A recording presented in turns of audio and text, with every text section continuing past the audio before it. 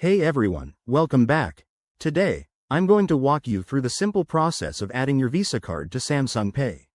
Whether you're new to contactless payments or just upgrading your setup, this guide will get you up and running in no time.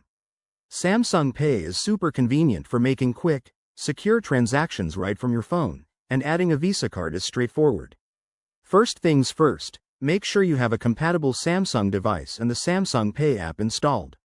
You'll also need your Visa card details handy, like the card number, expiration date, and CVV.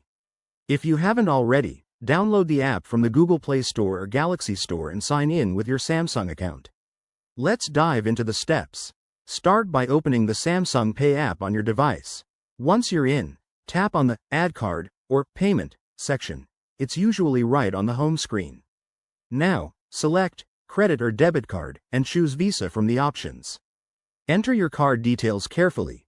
That's the 16-digit card number, the name as it appears on the card, the expiration date, and the security code.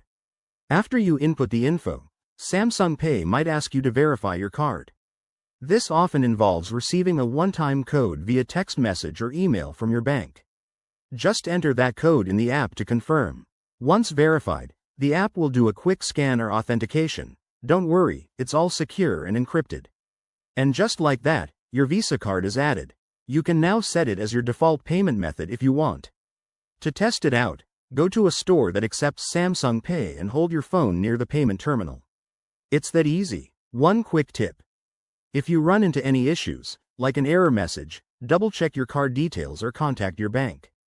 Also, remember to keep your app updated for the latest features and security patches.